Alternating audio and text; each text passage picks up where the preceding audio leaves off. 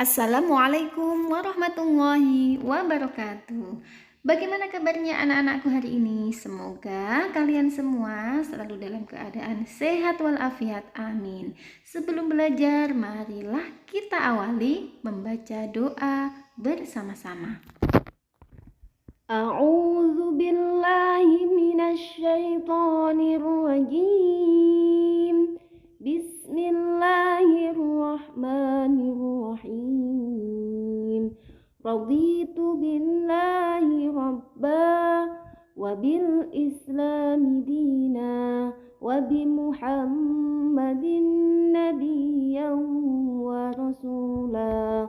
Rabbi zidni ilma warzuqni fahma. Amin ya rabbal alamin. Pembelajaran kita pada hari ini, tema 3, benda di sekitarku, subtema 1, aneka benda di sekitarku, pembelajaran 6. Nah, di tema 3 ini kita akan belajar subtema 1, pembelajaran yang terakhir, yaitu pembelajaran ke-6. Kemarin kalian sudah mempelajari aneka bahan pembentuk benda. Selanjutnya, kalian akan menyelidiki bahan yang sesuai untuk benda-benda tertentu. Kalian bisa mengerjakan kegiatan ini yaitu dengan teman-teman sekelasmu dengan melakukan musyawarah. Kalian bisa menentukan kelompok yang terdiri atas 4-5 orang. Tentukan 5 benda yang akan kalian selidiki oleh tiap-tiap kelompok. Kemudian tulislah hasil musyawarah tersebut ke dalam sebuah kertas. Nah, di sini Ibu mencontohkan benda-benda yang bisa kalian selidiki dan gunakan sebagai bahan untuk bermusyawarah. Di antaranya ada papan tulis, kursi, buku pelajaran, dan mangkuk. Atau benda-benda lain yang kalian sepakati bersama sebagai bahan untuk diselidiki dan dimusyawarahkan. Di pertemuan lalu kita sudah memahami tentang musyawarah dan tentunya kalian juga pernah melakukan musyawarah. Dari tugas di atas, kalian ditugaskan untuk bermusyawarah.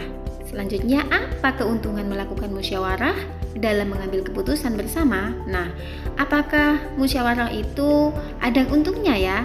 Ya, dengan bermusyawarah akan terjalin hubungan yang baik antara sesama, akan menciptakan sifat saling menghormati, menghargai, dan belajar menerima pendapat orang lain. Kemudian penyelesaian masalah secara cepat dan bersifat adil untuk semua anggota musyawarah. Karena di dalam mengambil keputusan dalam musyawarah itu selalu berdasarkan kesepakatan bersama. Jadi tidak ada berat sebelah dalam mengambil keputusan. Lalu bagaimana cara kita menghormati pendapat orang lain atau pendapat teman kita? Ya, yang pertama, kita tidak boleh memaksakan pendapat kita terhadap atau kepada orang lain. Kita tidak boleh memaksakan kehendak atau pendapat kita harus diterima, tidak boleh, tetapi harus kita musyawarahkan bersama. Kemudian tidak mengejek pendapat orang lain. Walaupun tidak sesuai dengan pendapat kita, kita harus berusaha menghormati pendapat teman kita. Dan apa yang terjadi jika kita menghormati pendapat teman kita? Ya, tidak akan terjadi pertengkaran atau perselisihan, tidak ada sifat saling menyalahkan, tidak ada saling mengejek. Karena dengan saling menghormati pendapat orang lain akan tercipta kerukunan. Anak-anak, setiap kelompok telah memilih benda-benda yang akan dimusyawarahkan. Lakukan penyelidikan bahan yang terbaik untuk membentuk benda tersebut.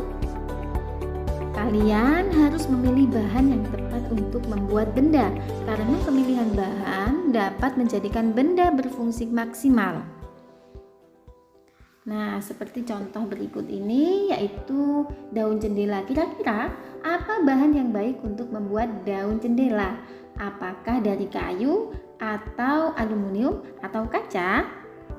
Nah, untuk memecahkannya selidiki bersama. Langkah kerjanya adalah sebagai berikut. Yang satu, tentukan benda yang akan kamu selidiki. Pilih benda di sekitarmu ya. Kemudian buatlah tabel, kemudian isilah tabel di bawah ini. Perhatikan contoh seperti pada tabel berikut ini. Yang pertama, daun jendela terbuat dari bahan kayu. Kalau kayu itu kuat, beberapa jenis kayu bisa bertahan hingga ratusan tahun seperti keterangan di pembelajaran sebelumnya. Tetapi kayu juga memiliki kekurangan, di antaranya dapat terkena rayap dan mudah terbakar. Sedangkan daun jendela yang terbuat dari aluminium itu ringan, tidak dapat dimakan rayap, tetapi ada kekurangannya, tidak tahan benturan dan keras. Dan kalian bisa menyelidiki bahan-bahan atau benda-benda lainnya. Ada buku, ada sendok seperti yang tertera di tabel di atas. Meteran gulung disebut juga meteran saku. Meteran gulung berfungsi untuk mengukur panjang benda yang lebih dari 1 meter. Meteran ini biasanya digunakan pekerja bangunan atau tukang kayu. Jadi tukang kayu, pekerja bangunan menggunakan meteran ini untuk mengukur benda yang akan dikerjakan. Siti akan menata ulang kamar tidurnya. Sebelum menata, Siti mengukur benda-benda di kamarnya. Ukuran yang diberi oleh Siti adalah sebagai berikut.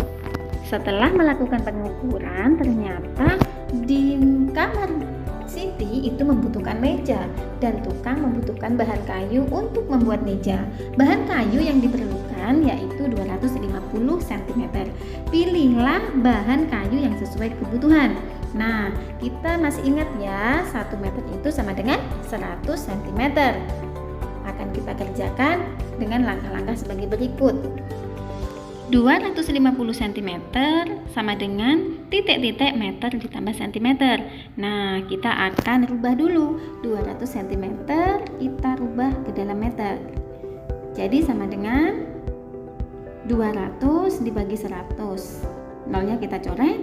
Nah, ada 2 meter. Jadi 250 cm sama dengan 2 meter 50 cm. Jadi tukang membutuhkan kayu sepanjang 2 meter 50 cm. Sekian pembelajaran kita pada hari ini. Tugas kalian yaitu buku pendalaman tema halaman 18 sampai 20, kegiatan 1, kegiatan 2, dan kegiatan 3 poin A dan B.